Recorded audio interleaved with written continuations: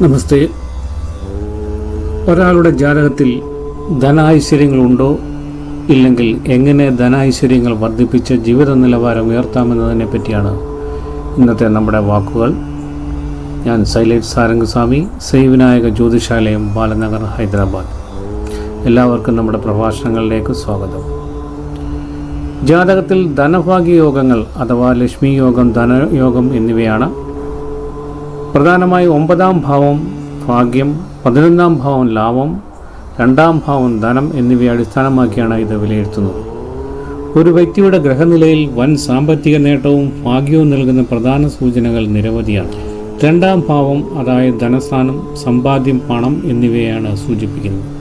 9ാം ഭാവം ഭാഗ്യസ്ഥാനം, ഋതുസ്ഥാനം, ഭാഗ്യം, ഈശ്വരാനുഗ്രഹം എന്നിവ നൽകുന്നു. 11ാം ഭാവം ലാഭസ്ഥാനമാണ്. ബിസിനസ്സിലും ജോലിയിലും നിന്നുമുള്ള വരുമാനവും ലാഭവും ആ ഭാവം കാട്ടിത്തരുന്നു. ധനയോഗം രൂപപ്പെടുന്നത് എങ്ങനെയാണെന്ന് പറഞ്ഞാൽ, 9ാം ഭാവാധിപനും 2ാം ഭാവാധിപനും അല്ലെങ്കിൽ 11ാം ഭാവാധിപനും തമ്മിൽ പരസ്പര ബന്ധം, ഒരുമിച്ചിരിക്കുക, ദൃഷ്ടി വരിക, രാശി മാറുക എന്നിവയാണ് ഈ ധനലാബ്ധിക്ക് ഇത് കാരണമാകും. ലക്ഷ്മി യോഗം എന്താണ്? ജാതകത്തിൽ ലക്ഷ്മി യോഗം എന്താണെന്ന് നമുക്ക് നോക്കിക്കഴിഞ്ഞാൽ, ജാതകത്തിൽ 9ാം ഭാവാധിപൻ അതായത് ഭാഗ്യാധിപൻ ഉയർന്ന ബലത്തോടെ ഉച്ചം, സ്വക്ഷേത്രം, കേന്ദ്ര സ്ഥാനങ്ങളിലോ 1, 4, 7 ഭാവങ്ങൾ, ത്രികോണ സ്ഥാനങ്ങളിലോ 1, 5, 9 ഭാവങ്ങളിൽ നിൽക്കുകയും ഒപ്പം ശുക്രൻ അനുകൂലമായി വരികയും ചെയ്താൽ ലക്ഷ്മി യോഗം ഉണ്ടാകും. ഈ യോഗമുള്ളവർക്ക് ജീവിതത്തിൽ പണത്തിന് ഒരിക്കലും ബുദ്ധിമുട്ട് നേരിടുകയില്ലെന്നാണ് യോഗ ജ്യോതിഷം പറയുന്നത്. ഇനി പഞ്ചമഹായോഗങ്ങളുള്ള ജാതകത്തിലാണെങ്കിൽ എങ്ങനെയാണ് ധനസ്ഥാനമെന്ന് നമുക്ക് നോക്കാം. അനുകൂല ഗ്രഹങ്ങൾ കേന്ദ്രസ്ഥാനങ്ങളിൽ വരുമ്പോൾ ഉണ്ടാകുന്ന ഈ യോഗങ്ങൾ ധനവും ഐശ്വര്യവും പ്രശസ്തിയും നമുക്ക് നൽകും. മൂന്നാമതായി മാളവി യോഗം. ശുക്രൻ ലഗ്ന കേന്ദ്രത്തിൽ സ്വക്ഷേത്രത്തിലോ ഉച്ചക്ഷേത്രത്തിലോ നിൽക്കുകയാണെങ്കിൽ മാളവി യോഗം അനുഭവപ്പെടും. വളരെയധികം ധനം വന്നു ചേരുമെന്നാണ് പറയപ്പെടുന്നത് ജാതകന്. ഇനി ബുധനെ കൊണ്ട് ഭദ്രയോഗമാണ്. ലഗ്ന കേന്ദ്രത്തിലോ സ്വക്ഷേത്രത്തിലോ ഉച്ചത്തിലോ ബുധൻ നിൽക്കുകയാണെങ്കിൽ ഭദ്രയോഗം അനുഭവപ്പെടും. അടുത്തത് ചൊവ്വയെ കൊണ്ടാണ്. ലഗ്ന കേന്ദ്രത്തിലോ സ്വക്ഷേത്രത്തിലോ ഉച്ചത്തിലോ നിൽക്കുകയാണെങ്കിൽ രുചകയോഗം ചൊവ്വയെ കൊണ്ട് നടക്കും.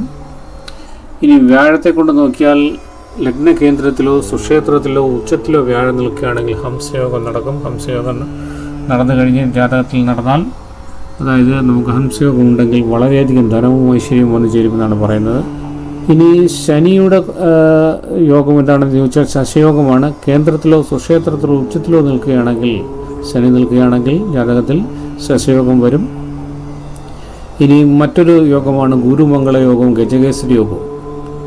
ഗുരുമംഗളയോഗം അതായത് വ്യാഴവും ചൊവ്വയും മംഗളൻ ഒരുമിച്ച് ജാതകത്തിൽ നിൽക്കുകയോ പരസ്പരം ദൃഷ്ടി വയ്ക്കുകയോ ചെയ്യുന്നത് വഴി വൻ സ്വത്തുക്കൾ സമ്പാദിക്കുവാൻ ജാതകത്തിന് കഴിയുമെന്നാണ് ജ്യോതിഷം പറയുന്നത്. ഇനി നമ്മൾ നോക്കാൻ പോകുന്നത് വിപരീത രാജയോഗത്തെ പറ്റിയാണ്. 6, 8, 12 എന്നീ ദുർസ്ഥാനങ്ങളിൽ, അതായത് അനിഷ്ട സ്ഥാനങ്ങളിൽ ആ സ്ഥാനങ്ങളുടെ അധിപന്മാർ നിൽക്കുകയാണെങ്കിൽ വിപരീത രാജയോഗം ഉണ്ടാകുന്നു. ഹർഷ, സരള, വിമല യോഗങ്ങൾ എന്നിങ്ങനെയാണ് അതിനെ അറിയപ്പെടുന്നത്. ഇത്തരം ജാതകർക്ക് അപ്രതീക്ഷിത കോണുകളിൽ നിന്നും പ്രതിസന്ധികളുടെ വലിയ ധനഭാഗ്യം വന്നു ചേരുമെന്നാണ് പറയപ്പെടുന്നത്. ലഗ്നാധിപൻ ധനസ്ഥാനത്തും ധനാധിപൻ അഷ്ടമത്തിലും സ്ഥിതി ചെയ്യുകയും അവരെ സൂര്യചക്രന്മാർ ആരെങ്കിലും വീക്ഷിക്കുകയും ചെയ്യുകയാണെങ്കിൽ ധനഭാഗ്യയോഗമാണ്. 2ാം ഭാവാധിപൻ 11ലും 11ാം ഭാവാധിപൻ 2ലും പരിവർത്തനം ചെയ്ത് നിൽക്കുകയും അവരെ കൊണ്ട് 2 പേരുമായോ അല്ലെങ്കിൽ ആരെങ്കിലുമായോ ഒരാളെയോ ലഗ്നാധിപൻ വ്യാഴമോ ശുക്രനോ വീക്ഷിച്ചാൽ ധനഭാഗ്യയോഗമാണ്. 11ാം ഭാവാധിപൻ ഉച്ചത്തിലും ശുക്രൻ ഗുരുവീക്ഷകനായി നിൽക്കുകയും ലഗ്നത്തിൽ വ്യാഴം നിൽക്കുകയും 2ാം ഭാവാധിപൻ 2ൽ നിൽക്കുകയും 2ൽ വീക്ഷിക്കുകയോ ചെയ്യുകയും ശുക്രൻ 11ാം ഭാവാധിപനായി ഭവിച്ച് കുജനോട് ചേർന്ന് 2ൽ തന്നെ നിൽക്കുകയും ചെയ്താൽ ധനയോഗമാണ്. ഗുരുവും ശുക്രനും ചേർന്ന് 2ാം ഭാവത്തിൽ ലഗ്നാധിപന്റെ കേന്ദ്രത്തിൽ നിൽക്കുകയും അവരെ 2ാം ഭാവാധിപനോ 11ാം ഭാവാധിപനോ വീക്ഷിക്കുകയും ചെയ്യുകയാണെങ്കിൽ ധനയോഗമാണ്. ലഗ്നാധിപൻ ലഗ്നത്തിൽ തന്നെ നിൽക്കുകയും ആ ലഗ്നത്തിന് 5ാം ഭാവാധിപന്റെയോ 9ാം ഭാവാധിപന്റെയോ യോഗദൃഷ്ടികൾ ഉണ്ടാവുകയും ചെയ്താൽ വലിയ ധനഭാഗ്യയോഗമാണ്. ലഗ്നത്തിൻ്റെയോ ചന്ദ്രൻ്റെയോ 10ാം ഇടത്ത് സൂര്യൻ നിന്നാൽ പിതാവിൽ നിന്നും, ചന്ദ്രൻ നിന്നാൽ മാതാവിൽ നിന്നും, കുജൻ നിന്നാൽ വ്യവഹാരം വഴിയും, പ്രതിയോഗിയിൽ നിന്നും, ബുധൻ നിന്നാൽ ബന്ധുവിൽ നിന്നും, ശുക്രൻ നിന്നാൽ ഭാര്യയിൽ നിന്നും ധനം സമ്പാദിക്കുമെന്നാണ് പറയുന്നത്. ഒരാളുടെ ജാതകത്തിൽ ധനവർദ്ധനവ് വീഴാൻ ചെയ്യേണ്ട കാര്യങ്ങൾ എന്തൊക്കെയാണെന്ന് നോക്കാം.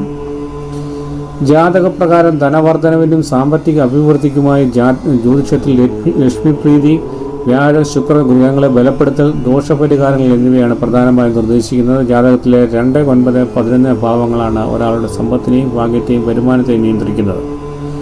സാമ്പത്തിക തടസ്സങ്ങൾ മാറി ധനം വർദ്ധിക്കാൻ ജാതകപ്രകാരം ചെയ്യാവുന്ന പ്രധാന കാര്യങ്ങളാണ് ആരാധനകളും മന്ത്രജപങ്ങളും ആണ്. ശ്രീ സൂക്തം, ഭാഗ്യസൂക്തം എന്നീ അർച്ചനകൾ നടത്തുക. എല്ലാ മാസവും ജന്മനക്ഷത്ര ദിവസം ക്ഷേത്രത്തിൽ ശ്രീ സൂക്ത പുഷ്പാഞ്ജലിയോ ഭാഗ്യസൂക്ത പുഷ്പാഞ്ജലിയോ അർച്ചന നടത്തുക. ഇവ വീട്ടിലിരുന്ന് ജപിക്കുന്നതും ഉത്തമമാണ്. ഇനി മഹാലക്ഷ്മി പ്രീതിക്കായി സാമ്പത്തിക ഐശ്വര്യത്തിൻ്റെ ദേവതയായ മഹാലക്ഷ്മിയെ നിത്യവും പ്രാർത്ഥിക്കാം. വെള്ളിയാഴ്ചകളിൽ ലക്ഷ്മി അഷ്ടകം, കനകധാരാസ്തോത്രം എന്നിവ ജപിക്കുന്നത് പെട്ടെന്നുള്ള ധനലാഭത്തിന് സഹായിക്കും. വ്യാഴാഴ്ച വ്രതം നോക്കുന്നത് നല്ലതാണ്. ധനകാരകനായ വ്യാഴത്തിൻ്റെ അനുഗ്രഹത്തിനായി വ്യാഴാഴ്ചകളിൽ വ്രതമെടുത്ത് വിഷ്ണു ക്ഷേത്ര ദർശനം നടത്തുക.